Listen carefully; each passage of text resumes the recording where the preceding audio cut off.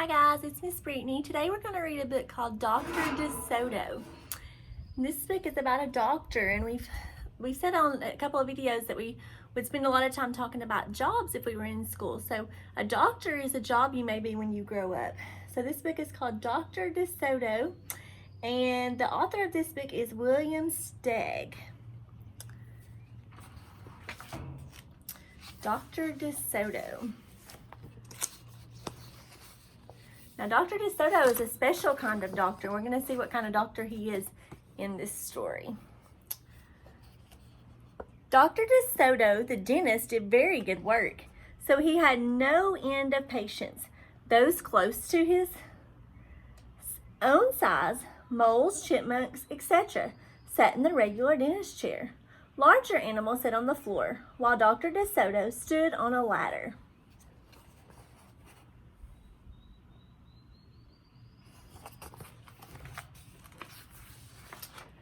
For extra large animals, he had a special room. There, Dr. Soto had hoisted up to the patient's mouth by his assistant, who also happened to be his wife.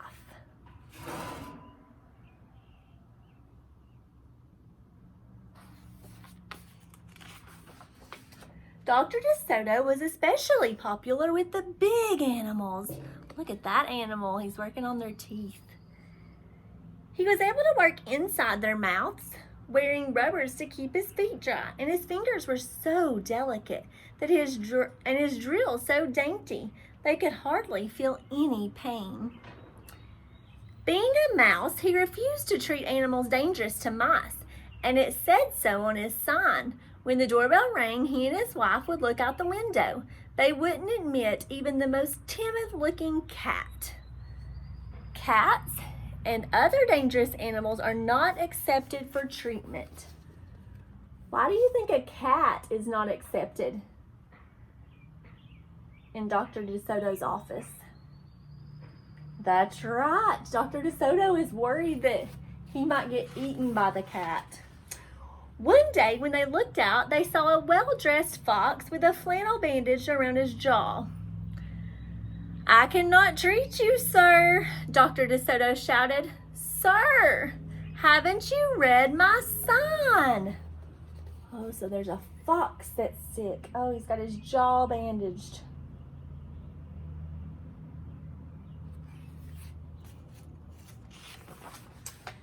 "Please," the fox wailed. "Have mercy, I'm suffering," and he wept so bitterly it was painful to see.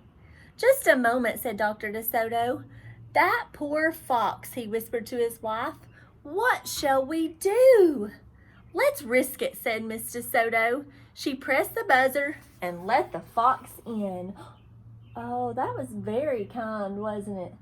They decided they would help take care of the fox, even though a fox could hurt a mouse, couldn't he?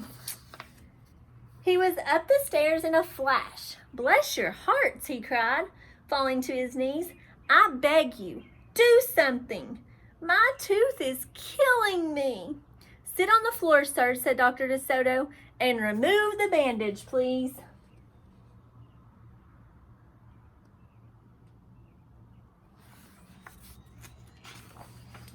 Dr. Soto climbed up the ladder. Why does he have to climb up a ladder? That's right, he's so little, isn't he? He bravely entered the fox's mouth. "Ooh, wow," he gasped. The fox had a rotten bicuspid and unusually bad breath. "This tooth will have to come out," Dr. Soto announced, "but we can make you a new tooth." "Just stop the pain," whimpered the fox, wiping some tears away. Despite his misery, he realized he had a tasty little morsel in his mouth, and his jaw began to quiver. "Keep open," yelled Dr. Soto. "Wide open," yelled his wife. Why was his mouth quivering? That's right, he was tasting the mouse in his mouth, wasn't he? He could taste that dentist in his mouth. "I'm giving you gas now," said Dr. Soto. "You won't feel a thing when I yank that tooth. Soon the fox was in dreamland. Yummy, he mumbled. How I love them raw, with just a pinch of salt and a dry... They could guess what he was dreaming about. Mr. Soto handed her husband a pole to keep the fox's mouth open. Oh, he started to dream, didn't he? He was dreaming of eating that mouse. Dr. DeSoto fastened his extractor to the bad tooth. Then he and his wife began turning the winch. Finally, with a sucking sound, the tooth popped out and hung, swaying in the air. I'm bleeding, the fox yelped when he came to. Dr. DeSoto ran up the ladder and stuffed some gauze in the hole. The worst is over, he said. I'll have your new tooth ready tomorrow. Be here at 11 sharp. The fox, still woozy, said goodbye and left. On his way home, he wondered if it would be shabby of him to eat the DeSotos when the job was done. What does shabby mean? What do you think that means? Try not very nice. Yeah, he's wondering, would it be not very nice if I eat them after he gives me my new tooth? After office hours, Mr. Soto molded a tooth of pure gold and polished it.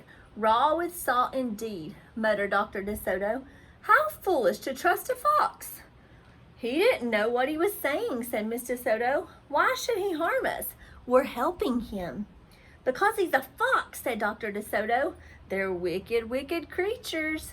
That night, the DeSotos lay awake worrying. Should we let him in tomorrow? Mr. Soto wondered. Once I start a job, said the dentist firmly, I must finish it. My father was the same way. But we must do something to protect ourselves, said his wife. They talked and talked until they formed a plan. I think it will work, said Dr. DeSoto. A minute later, he was snoring.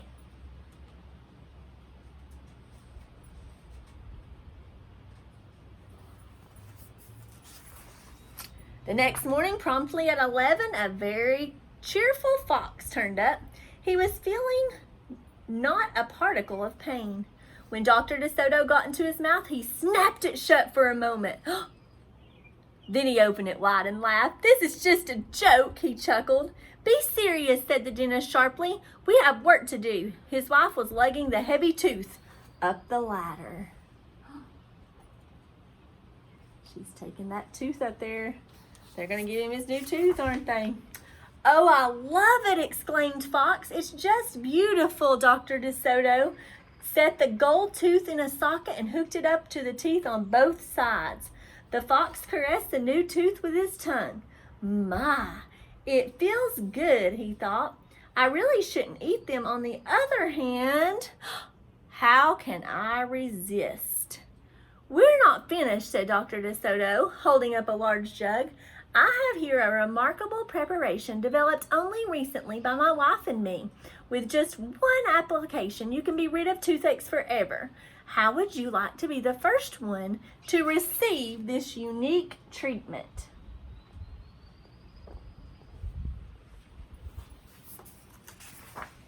I certainly would, the fox declared. I'd be honored. He hated any kind of personal pain. You will never have to see us again, said Dr. DeSoto. No one will ever see you again, said the fox to himself. He had definitely made up his mind not to eat them with the help of his brand new teeth. He had definitely made up his mind to eat them with the help of his brand new tooth. Dr. DeSoto stepped into the fox's mouth with a bucket of secret formula and proceeded to paint each tooth. He hummed as he worked. Mr. Soto stood by on the ladder, pointing out spots he had missed. The fox looked very happy. So the fox had decided he was going to eat them, didn't he? When the dentist was done, he stepped out. Now close your jaws tight, he said, and keep them closed for 1 minute. The fox did as he was told. Then he tried to open his mouth, but his teeth were stuck together.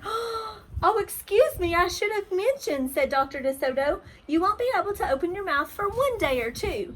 The secret formula must first perpetuate the dent. But don't worry, no pain ever again. The fox was stunned. He stared at Dr. DeSoto, then at his wife. They smiled and waited. All he could do was say, "Frank, very much," through his clenched teeth, and get up and leave. He tried to do so with dignity. So that the Dr. DeSoto tricked him, didn't he? He glued his mouth shut so he wouldn't eat him. Then he stumbled down the stairs in a daze. Dr. DeSoto and his assistant had outfoxed the fox. They kissed each other and took the rest of the day off.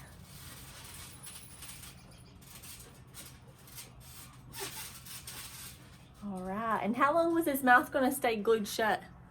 For a day or two. That's right. Was he going to eat them? He was. So it's a good thing they glued his mouth shut, wasn't it? All right, guys. Thank you.